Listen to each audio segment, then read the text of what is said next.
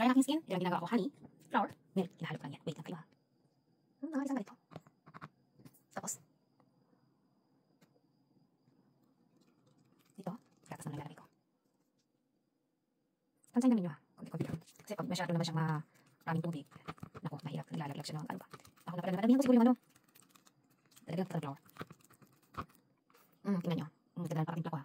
Siyempre dapat maghilamos muna tayo. Malinis ang ating pasa natin ito. Ipapahid mga ipapalis ng 20 minutes. Pagkatapos nyo ipapahid 20 minutes, saka ako maliligo yung diretso na. Hindi nyo na kailangan bumili ng mga ipapahid sa mga para maganda yung face ninyo. Ito lang. Kakatapos ko lang maghilamos ha.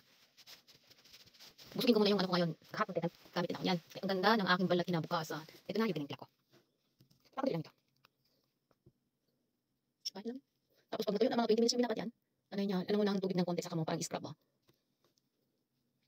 Hindi na kailangan ng mamahalin ng mga skincare. Ako yung sa'yo lang yung binibili ko, talisang green yan. Na ano.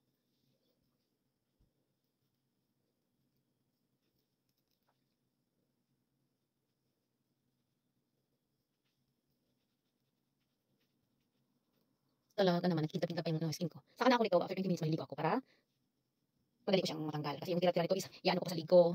Pakit ko sa ligo, pinakain ko ngayon.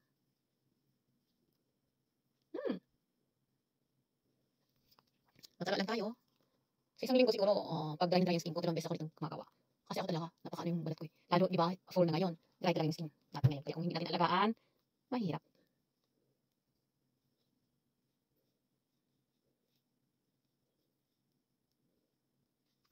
Ayan na ang resulta. Namis-miss pa. Pwede din kainin. Minsan, dila ko pa nga yan eh.